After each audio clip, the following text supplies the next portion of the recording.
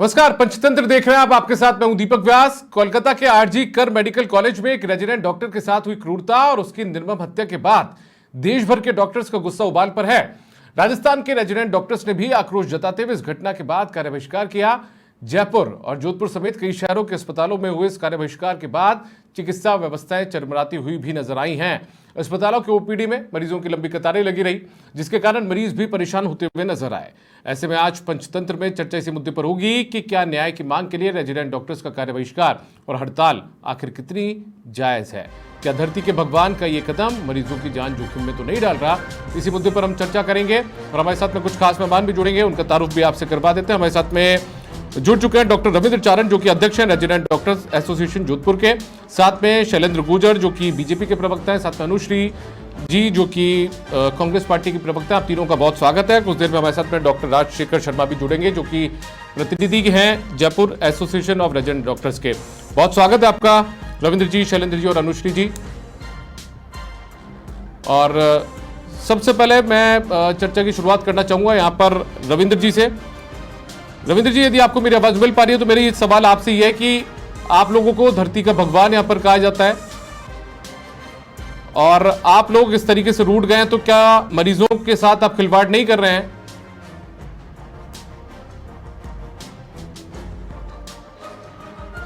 चलिए, रविंद्र जी से संपर्क करने की हम कोशिश करेंगे, लेकिन शैलेंद्र गुर्जर जी से हम उनके पास चलते हैं। शैलेंद्र जी, धरती का भगवान डॉक्टर्स को कहा जाता है, लेकिन अब इस तरीके से वो रूठ गए हैं कोलकाता में हुई घटना के बाद में, तो कितना जायज आप मानते हैं इसे? देखिए, जो घटना हुई है बहुत ही दुखद है और क्रोधित कर देने वाली घटना है। और निश्चित तौर पर ये एक मेडिकल फ्रेटर्निटी की जो रेजिडेंट डॉक्टर है उनके साथ ये घटना घटी है, तो जो स्वाभाविक है कि पूरा देश का जो मेडिकल फ्रेटर्निटी है वो उनके दुख में और जो घटना हुई है उसके स्वरूप खड़ा हो, तो इनका प्रदर्शन या मांग रखना बिल्कुल जायज है, क्योंकि घटना बहुत ही दुर्भाग्यपूर्ण घटना है। और जैसे कि आपने देखा होगा कि इस घटनाओं को रोकने के लिए माननीय सर्वोच्च न्यायालय ने एक विशाखा का जजमेंट डिलीवर किया था, जिसमें बहुत सारी गाइडलाइंस दी गई थी, जिसमें कहा गया था कि कार्य क्षेत्र में जो काम कर रही हैं महिलाएं, जो ऑफिसों में काम कर रही है, सार्वजनिक जगहों पे काम कर रही है, उनके साथ किस तरह का व्यवहार होना चाहिए, वहाँ क्या क्या सुरक्षा के प्रबंध होने चाहिए, वहाँ के कलीग्स को किस तरह से उनका ट्रीट करना चाहिए, और ये तमाम बातें जो थी उस जजमेंट के द्वारा कही गई थी। और आपने देखा उसके बाद फिर किस तरह की घटनाएं हुई। और निश्चित तौर पर अगर वो अपनी मांग रख रहे हैं और वो प्रोटेस्ट कर रहे हैं, तो कहीं ना कहीं ये बात ठीक है। लेकिन ये भी ठीक है कि वो एक भगवान भी कहे जाते हैं कि जब किसी मरीज को अचानक आवश्यकता पड़ती है तो सबसे पहले शायद रेजिडेंट डॉक्टर ही इमरजेंसी में उनका ट्रीटमेंट करते हैं, उनकी जान बचाते हैं। तो निश्चित तौर पर वो उस कर्तव्य बोध को भी वो समझते हैं डॉक्टर्स, और उस पर भी कार्रवाई करेंगे, क्योंकि हो सकता है कि सारे डॉक्टर्स हड़ताल पे ना जाके कुछ इमरजेंसी वार्ड्स में जो एकदम मरणासन अवस्था में जो पेशेंट्स पहुंचते हैं उनकी देखभाल कर रहे हैं। ठीक है रविंद्र जी, मैं आपके पास आना चाहूंगा। मेरा सवाल आपसे था, चूंकि आप बीच में डिस्कनेक्ट हो गए थे, लेकिन वापस से आप कनेक्ट हुए, तो मेरा सवाल आपसे ये कि आप लोगों को डॉक्टर्स को धरती का भगवान कहा जाता है। ठीक है, जो कोलकाता में जो कुछ घटना हुई है उसको कोई भी उससे सहमत नहीं हो सकता, उसकी भर्त्सना की जाएगी, उसकी निंदा की जाएगी और उसमें जल्द से जल्द न्याय मिलना चाहिए।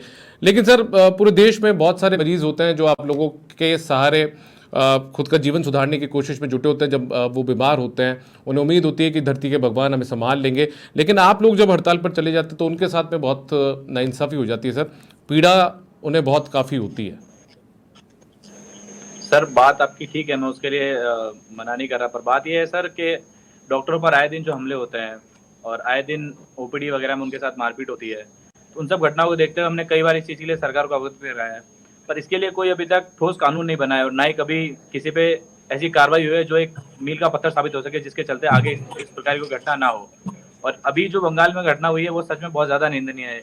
एक डॉक्टर के साथ उसकी ऑन ड्यूटी में उसके डॉक्टर के लिए सबसे सेफ प्लेस माना जाता है उसका हॉस्पिटल, अगर उसके हॉस्पिटल में उसके साथ हत्या और बलात्कार जैसी घटना अगर हो रही है, तो ये हमारे सारे सिस्टम पे एक प्रश्न उठाता है कि हम कितना सेफ हैं। और अगर आप हमें भगवान कहते हैं, भगवान के साथ अगर इस तरह की हरकत होती है तो उसके पास और क्या चारा रह जाता है? आप खुद बताएं सर इस चीज के बारे में। ठीक है, आपने चूंकि ये कहा, आपने वेस्ट बंगाल की घटना का जिक्र करते हुए आपने ये भी कहा कि लगातार डॉक्टर्स पर हमले हो जाते हैं, ओपीडी के अंदर मरीज के साथ में यदि कुछ उसकी मौत हो जाती है या इलाज में कोताही के नाम पर डॉक्टर्स के साथ में मारपीट कर दी जाती है। किस तरीके के ठोस कानून की आप वकालत करते हैं, मांग करते हैं? एक सेंट्रल प्रोटेक्शन एक्ट करके सर ये एक्ट आया था, तो हम चाहते हैं सर उसको सेंट्रल के अंदर कोई ऐसा लेजिस्लेशन कानून बनाया जाए जिससे डॉक्टर अपने वर्क प्लेस पे अपने आप को सेफ महसूस कर सकें और जो दोषी हो उस पर कड़ी कार्रवाई हो और थोड़ी त्वरित गति से कार्रवाई हो, ताकि एक मैं ऐसा मानना चाहता हूँ कि लोगों के बीच में कोई चीज जाए कि यार डॉक्टर इतना काम कर रहा है आपके लिए, 24 घंटे हाजिर है, सब कुछ कर रहा है, उसके बाद में आप उसको इस तरह से ट्रीट करते हो, तो ये गलत है सर। देखो, जो एक आम धारणा बनी हुई है, क्योंकि डॉक्टर सबसे सॉफ्ट टारगेट माना जाता है, किसी भी कोई भी आता है उस आदमी की जो भी उसकी भड़ास होती है, जो भी होता है वो आगे से डॉक्टर पर निकालता है, तो सर ये गलत है। हम 24 घंटे वहाँ पे काम करते हैं और जिस डॉक्टर के साथ ये घटना हुई है वो 36 घंटे से ड्यूटी पे थी, उसके बाद में रात को 2 बजे अपने कमरे में सोने गई है और वहाँ पे ना सीसीटीवी था, ना सर सिक्योरिटी गार्ड था कोई, ना सुरक्षा के पुख्ता इंतजाम थे, उसके बाद सोने तक को कमरा नहीं था सर। तो ये समस्याएं सर हमारे हॉस्पिटल में आए दिन होती है, पर फिर भी हम सर अपना सब कुछ छोड़ के अपना काम करते हैं। सर इससे इनकार, रविंद्र जी, इससे इनकार नहीं किया जा सकता कि आप लोग जो अपनी सेवाएं देते हैं उससे इनकार नहीं किया जा सकता। आप लोगों के पास मेडिकल कॉलेज की क्लास भी अटेंड करनी होती है, आप लोगों को खुद की पढ़ाई भी करनी होती है, आप लोगों को अस्पताल की ओपीडी भी संभालने होते हैं, आप लोगों को इमरजेंसी भी संभालनी होती है और उसके बाद में अपनी नींद भी लेनी होती है। नींद कितनी आती है ये सबको पता है। लेकिन सर इन सब के बीच मेरा तो सवाल फिर से वही है, आप इन सब स्थितियों में उस मासूम मरीज को जो आपके पास इलाज के लिए आ रहा है, अस्पताल में आ रहा है, उसको सर क्यों भटकने पर मजबूर कर रहे हैं? नहीं सर, ऐसी बात है, हमने मरीजों की परिस्थिति को ध्यान में रखते हुए इमरजेंसी सेवाएं बाधित नहीं होने दी है। इमरजेंसी सर्विसेज ऑन है पूरे राजस्थान में। हमने सिर्फ ओपीडी सर्विसेज और इलेक्टिव ओटीज है उनका बहिष्कार किया है। जो हम ओपीडी सर्विसेज का मतलब है जो बहिरंग विभाग में आते हैं दिखाने, बस हमने उनका बहिष्कार किया है। इमरजेंसी सर्विसेज अभी भी ऑन है। हमें मरीजों की उससे पूर्णतया मतलब संवेदना है, सद्भावना है उनके साथ, उसमें हमें कोई दिक्कत नहीं है सर। और बात यह है कि उतना एक समस्या समझने वाली बात है सर, हमारे साथ इतना हो चुका है, हम अब क्या क्या कहें सर और किस से कहें, कोई सुनने वाला ही नहीं है सर। सर अभी आप तस्वीरें देख रहे होंगे आपकी मोबाइल पर या आप लैपटॉप से जुड़े होंगे तो तस्वीरें देख रहे होंगे सर, ये जयपुर के सवाई मानसिंह अस्पताल की तस्वीरें हैं। यहाँ पर ओपीडी के अंदर मरीजों की कतारें लगी हुई है सर। हम नहीं चाहते सर कि कोई मरीज परेशान हो, हम चाहते हैं इसके बारे में जल्दी से एक्ट आ जाए। हम कल सुबह काम पे आने के लिए तैयार हैं सर। अब आप लोग की मांगी जब तक एक्ट आएगा तब तक आप बहिष्कार जारी रखेंगे या कोई बीच का रास्ता निकालेंगे? सर वार्ता जारी है। आज भी दिल्ली में काफी लोग सर हेल्थ मिनिस्टर वगैरह से मिले हैं। और दूसरी बात ये है सर, अभी तक तो केस सीबीआई को भी आज सौंपा गया है सर, जबकि इतने दिनों की घटना होने के इतने दिन बाद में भी अभी तक उसके बारे में किसी दोषी को पकड़ा भी नहीं गया ढंग से। और अभी तक ये भी सारे सबूत भी नहीं मिले जिसके हिसाब से अपन कह सके किसकी गलती है, उसकी गलती है। ठीक है, तो हम चाहते हैं उसके मरीज उस रेजिडेंट को कंपनसेशन मिले और इस बारे में एक अच्छा एक्ट आ जाए जिससे हम ठीक है आपको सेफ महसूस कर सके, बस इतना है। अनुश्री जी भी हमारे साथ जुड़ी हुई है, कांग्रेस पार्टी की प्रवक्ता। अनुश्री जी, देखिए डॉक्टर्स की कार्य बहिष्कार, हड़ताल या इन चीज़ों को तो भी ठीक नहीं कहा जा सकता एक समाज के अंदर, क्योंकि मरीजों को उनकी दरकार होती है। लेकिन इस तरीके की जब घटनाएं कोलकाता में हो जाती है एक रेजिडेंट डॉक्टर्स के साथ, तो उसको भी ठीक नहीं कहा जा सकता। और वहाँ की सरकार का जो कदम था और आखिरकार हाई कोर्ट के निर्देश के बाद में हाई कोर्ट को देना पड़ा कि ठीक है हम सीबीआई को ये केस ट्रांसफर करेंगे। जी दीपक जी, अभी आपने बात कही कि डॉक्टर्स की हड़ताल को सही नहीं कहा जा सकता, वहीं कलकत्ता में जो विभत्स घटना हुई उसको भी सही नहीं कहा जा सकता। बिल्कुल नहीं कहा जा सकता। हड़ताल की बात जी बिल्कुल वही बात मैं बोल रही हूँ। अगर बात ली जाए तो डॉक्टर्स की हड़ताल एक तरीके से जायज भी है। हम किसी कार्यस्थल पे आते हैं, आज आप भी आ रहे हैं, मैं भी आ रही हूँ, या कोई जो भी आ रहा है, तो वर्क प्लेस एक दूसरा होम होता है हमारा। और उस जगह भी आज मैं अगर भारतीय जनता पार्टी की बात करूं, आज कलकत्ता में घटना हुई है, कुछ समय पहले मणिपुर में हुई थी, कुछ समय पहले दिल्ली में हुई थी। इस तरीके की घटना, और डॉक्टर्स की नाराजगी पेशेंट से नहीं है, नाराजगी है सिस्टम से। क्या कार्रवाई हो रही है, कितनी दिनों में आप उन जो अपराधी है उनको पकड़ लोगे, जांच कैसे होगी, पुलिस प्रशासन ने क्या कार्रवाई करी, जो चीज की लड़ाई है वो तो सारी सिस्टम से है। तो कहीं ना कहीं इसमें सिस्टम में सुधार आना चाहिए। और आखिर कब तक ऐसी महिलाओं की घटनाएं होंगी? आज अगर भारतीय जनता पार्टी की सरकार, बिल्कुल इन्होंने अपने मैनिफेस्टो में भी लिखा था कि महिलाओं पे अत्याचार नहीं होंगे, इस तरीके की घटनाएं नहीं होगी, फिर आज क्यों? और सबसे स्ट्रेंज बात तो आज यहाँ ये आती है कि आज भी इस घटना पे भी सब साइलेंट है। मणिपुर में भी साइलेंट थे, उससे पहले हाथरस हुआ उसमें भी साइलेंट थे। आखिर हो क्या रहा है? ठीक है, मतलब ये बीजेपी की सरकार की खामी आपको ये लगता है? जी बिल्कुल, निश्चित रूप से डॉक्टर्स की हड़ताल जायज है, बिल्कुल। उनकी कोई किसी की कलीग गई है वहां पे, वो काम करती थी, और घटना बहुत ही ज्यादा निंदनीय है, बहुत ज्यादा विभत्स है। लेकिन डॉक्टर्स की नाराजगी क्यों है? नाराजगी तो सिस्टम पे ही है। आज जहाँ पे वो थी ना, कोई सीसीटीवी फुटेज था, हॉस्पिटल गई, जहां तक मैंने पढ़ा है वहां पे हॉस्पिटल में। ठीक है अनुश्री जी, यदि हम इस घटना के पीछे चले जाएं तो इसमें ठीक है, बीजेपी की केंद्र में बीजेपी की सरकार है। सेंट्रल प्रोटेक्शन एक्ट जो डॉक्टर्स डिमांड कर रहे हैं वो सिस्टम उनके हवाले हो सकता है, उसके लिए आप जिम्मेदार केंद्र की सरकार को ठहरा सकती हैं। लेकिन जिस बात का जिक्र यहाँ पर डॉक्टर रविंद्र चारण ने किया, उस बात पे तो बंगाल की सरकार भी कटघरे में खड़ी होती है। जो सिस्टम में खामियां थी उसको लेकर तो बंगाल की सरकार भी, ममता बनर्जी की सरकार भी कटघरे में खड़ी होती है ना अनुश्री जी? एक बार आपकी आवाज कट गई थी, एक बार रिपीट कर दीजिए। मैं ये कह रहा हूं कि ठीक है, आप केंद्र की सरकार पर ही जिम्मेदारी डाल सकती है, ठीक रहा फूट सकती है, लेकिन वहां की बंगाल की सरकार भी तो जिम्मेदार है, वेस्ट बंगाल की सरकार, ममता बनर्जी की सरकार। वहां की पुलिस आखिर क्या काम कर रही थी जो हाईकोर्ट को टिप्पणी करनी पड़े कि आखिरकार पुलिस किसी निष्कर्ष पर नहीं पहुंची, उसके बाद में हमको सीबीआई को केस ट्रांसफर करना पड़ रहा है? निश्चित रूप से दीपक जी, मैं आपको बार बार वही बोल रही हूँ कि केंद्र सरकार को तो हम दे रहे हैं, लेकिन बात यहाँ पे सिस्टम की आती है। सिस्टम पे और केंद्र सरकार से मेरा सिर्फ ये एक प्रोटेक्शन एक्ट लागू करने को लेकर नहीं है। लेकिन अगर आज आप भारत भर में घटना देखेंगे, बार बार मैं उसी मुद्दे पे जाऊंगी, ऐसी ही घटना मणिपुर में भी हुई थी, पूरा देश वाकिफ है उससे।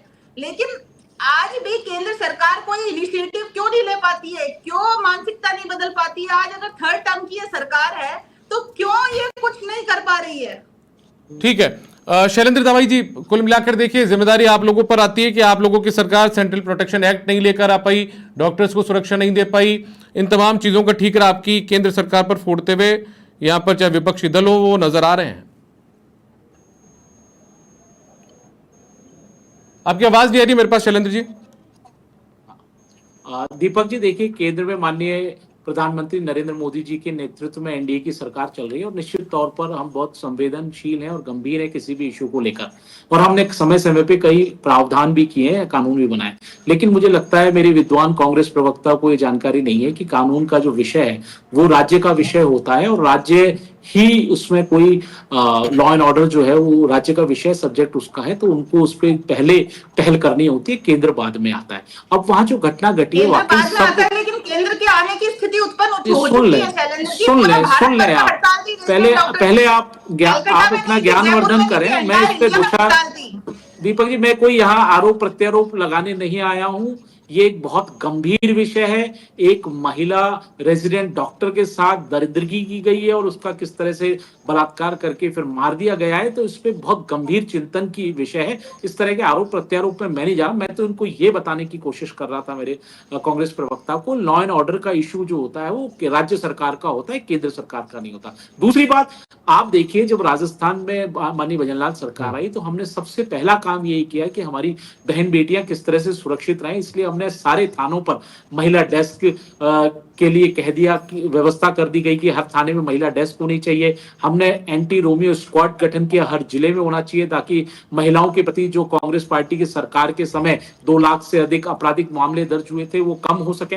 तो निश्चित तौर पर अगर कोई सरकारों की इच्छा शक्ति होती है तो उस पर लगाम लगाया जा सकता है। लेकिन कहीं ना कहीं ये जो घटनाएं हुई हैं, उस घटनाओं को लेकर भी हमें समाज में जो हमारे लोग हैं जिनकी मानसिक विकृति दर्शाती है कि किस तरह से मानसिक रूप से कमजोर हैं या विकृत हैं, तो उस पर भी हमको सोचने की आवश्यकता है। और निश्चित तौर पर जो सीबीआई जांच पहले दी जानी चाहिए थी वो माननीय कलकत्ता हाई कोर्ट के आदेश के बाद दी गई है, तो ये भी एक सोचने वाला विषय है। लेकिन भारतीय जनता पार्टी की राजस्थान में माननीय भजनलाल सरकार ने सीबीआई को क्लीन हैंड दे रखा है कि आपको परमिशन लेने की आवश्यकता नहीं है। अगर कोई भी ऐसी घटना होती है और उसमें सीबीआई को लगता है कि ठीक है, लेकिन सर डॉक्टर्स, सर राजस्थान के डॉक्टर्स भी कार्य बहिष्कार कर रहे हैं। जोधपुर से डॉक्टर रविंद्र चारण बैठे हुए, ये प्रतिनिधित्व करते हैं रेजिडेंट डॉक्टर्स का जोधपुर में, जयपुर में भी रेजिडेंट डॉक्टर्स ने कार्य बहिष्कार किया, लेकिन कुल मिलाकर मरीज परेशान हो रहे हैं। तो इसको लेकर कोई सरकार पहल करेगी, आगे बढ़कर बात करेगी? आपकी सरकार है सर राजस्थान में? निश्चित तौर पर हम बात भी करेंगे और पहल भी करेंगे। और एक स्वाभाविक प्रतिक्रिया होती है, जैसे मैंने आपको बताया, अगर कोई साथी के साथ मेडिकल फ्रेटर्निटी के साथी के साथ ऐसी घटना हुई तो स्वाभाविक है प्रतिक्रिया आना स्वाभाविक, और इनको अधिकार भी है अपना प्रोटेस्ट करना, संविधान इनको अधिकार देता है। लेकिन कहीं ना कहीं इनकी जो कर्तव्य है वो मरीजों के प्रति भी है, जिसमें अभी मैंने पहले ही बताया था, शायद इमरजेंसी सेवाओं को इन्होंने बाधित नहीं किया है। तो ये बात इन्होंने अपने वर्जन में भी कही है डॉक्टर साहब ने। तो निश्चित तौर पर आप देखिए कि हम चाहते हैं कि जल्दी से जल्दी जो मरीजों का जो ओपीडी में भी अगर लाइनें लग रही हैं, मरीज दिखाने आ रहे हैं, उसका भी जल्दी से जल्दी समाधान हो। और किस तरह से जो ऑनरेबल सुप्रीम कोर्ट की गाइडलाइंस हैं, चाहे वो विशाखा जजमेंट को लाइट में हो, चाहे निर्भया कांड को लेकर लाइट में हो, और जो भी चीजें हैं उनको किस तरह से लागू करना है ताकि हर महिला सुरक्षित रह सके, कामकाजी महिला सुरक्षित रहे, एक देश में एक वातावरण निर्मित हो। तो इसकी भी हम पूरी कोशिश कर रहे हैं। और इस पे राजस्थान की सरकार राजस्थान के रेजिडेंट डॉक्टर से बातचीत करेगी कि ठीक है आपकी मांगों को हम पूरा करेंगे, या जो भी आश्वासन उनको देना जिससे वापस वो काम पर लौटे सर? और देखिए, मांग जो है वो मांग पत्र क्या है, जैसे ही बता रहे हैं कि सेंट्रल से मांग पत्र है, तो निश्चित तौर पर जिसपे अगर केंद्र सरकार से कोई मांग रखी गई है, केंद्र सरकार पूरी करेगी। लेकिन राज्य सरकार से अगर कोई मांग रखी गई है तो निश्चित तौर पर राज्य सरकार उस पर प्रसंज्ञान लेगी, उस पर चिंतन करेगी और उसका समाधान निकालेगी। क्योंकि भारतीय जनता पार्टी की सरकार जो होती है वो समस्या का समाधान निकालती है। हम समस्या को टालते नहीं है, लटकाते नहीं है, भटकाते नहीं है, अटकाते नहीं है कांग्रेस पार्टी की तरह। हमारा तो रहता है कि किस तरह से समाधान हो। इसीलिए जैसे ही माननीय भजनलाल सरकार आई, हमने महिला सुरक्षा जो हमारी पहली प्राथमिकता थी, जो हमने वादा किया था, उसको पूरा करने का काम माननीय भजनलाल सरकार राजस्थान में। डॉक्टर रविंद्र चारण जी, देखिए जो वेस्ट बंगाल में जो घटना हुई, कोलकाता में जो घटना हुई, उनको लेकर हर कोई परेशान है, हर कोई इस घटना को जो भी कोई सुन रहा है रविंद्र जी, उसके बाद में इसकी निंदा ही कर रहा है। आप लोगों की हड़ताल भी ठीक है, आप लोगों का गुस्सा है, आप लोगों में गुस्सा उबाल पर है, आप लोगों के गुस्से से इनकार नहीं किया जा सकता। जब अपना कोई जाता है या अपने क्षेत्र से जुड़ा हुआ कोई जाता है तो दुख प्रकट करना लाजमी हो जाता है। लेकिन आप किस तरीके की डिमांड अब चाहते हैं? मैं मोटे तौर पर समझना चाहूंगा कि किस तरह की डिमांड आप लोग करते हैं जिससे कि वापस आप लोग काम पर लौट सकें, वापस से कार्य बहिष्कार खत्म हो सके आपका।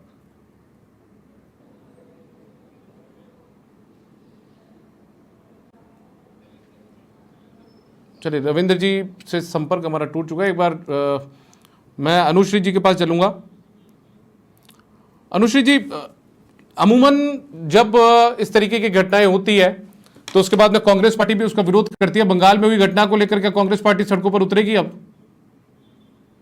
जी बिल्कुल, निश्चित रूप से उतरेगी। और हम तो ये कहते हैं कि महिलाओं के लिए हमेशा कांग्रेस पार्टी आगे रही है। आज अगर मैं यहाँ पे वापस कह रही हूँ कि मैं आरोप प्रत्यारोप की राजनीति मैं भी नहीं कर रही, लेकिन भारतीय जनता पार्टी की स्थिति देखी जाए तो महिला विरोधी बिल्कुल सरकार रही है। ये आज ये कह रहे हैं कि हम बिल्कुल निश्चित रूप से चिंतन का विषय। मेरे को एक बात बता दे, मणिपुर जैसी विभत्स घटना हुई थी तब कहां गया था इनका चिंतन का विषय? क्यों माननीय प्रधानमंत्री जी चुप बैठे थे? क्यों सीजीआई को उस पर टिप्पणी करनी पड़ी? आज दिल्ली में भी ये वही महिला पहलवानें।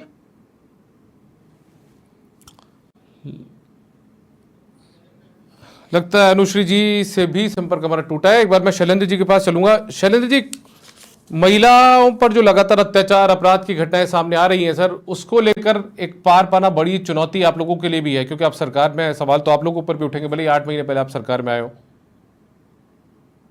निश्चित तौर पर देखिए, और इस पर माननीय भजनलाल सरकार बहुत गंभीर है। जैसे मैंने बताया कि हमने महिला सुरक्षा को लेकर स्टेप्स भी उठा लिए हैं, एक्शंस में भी आ चुके हैं। और कहीं ना कहीं आप देखेंगे कि हम ये भी चाह रहे हैं कि हमारा जो भारतीय कार्यकर्ता है भारतीय जनता पार्टी का, वो जनता के बीच में जाए और किस तरह से उनको एजुकेट करने की आवश्यकता है कि जो पुरुष इस तरह की मानसिकता रख रहे हैं या कोई नशे के आदी हैं या उनके विक्षिप्त अवस्था में है, और उसको भी हम कोशिश करते हैं कि उनके परिवारों के माध्यम से उनको एजुकेट करके उनको बताया जाए कि इस तरह की घटनाएं होने से बचें या उन पे नजर रखी जाए ताकि ऐसी घटनाएं नहीं हों।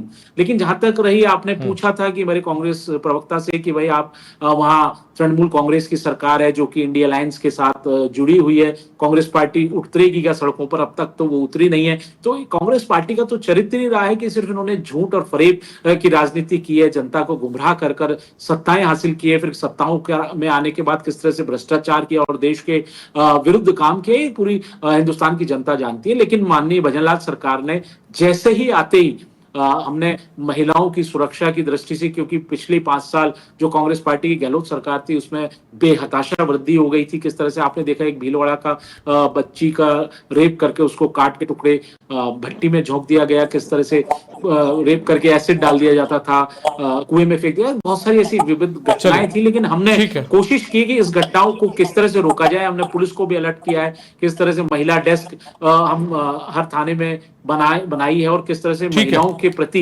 लोगों में संवेदनशीलता रहे, समझदारी रहे, उसका भी हम अनुश्री जी आप वापस करेक्ट हुई हमारे साथ में। क्लोजिंग टिप कमेंट आपकी तरफ से। महिलाओं के लिए ये ऐसी जो घटनाएं हो रही है इस पे बिल्कुल निश्चित रूप से रोक लगनी चाहिए। जितने भी कानून बन सकते हैं सख्त से सख्त वो बनने चाहिए। और जहां तक सबसे बड़ी रिक्वेस्ट मेरी ये है कि समाज के प्रति जो मानसिक विकार है या फिर जिसे अपन पुरुष प्रधान समाज कहते हैं, महिलाओं के प्रति सोच को सुधारा जाना चाहिए, उससे ज्यादा रोकथाम मिलेगी। चलिए बहुत शुक्रिया आपका अनुश्री जी। आप कांग्रेस पार्टी के प्रवक्ता के तौर पर हमारे साथ जुड़ी, साथ में शैलेंद्र गुर्जर जी बीजेपी के प्रवक्ता वो हमारे साथ जुड़े, डॉक्टर रविंद्र चारण अध्यक्ष रेजिडेंट डॉक्टर एसोसिएशन जोधपुर भी हमारे साथ जुड़े हैं। आपका तीनों का बहुत शुक्रिया।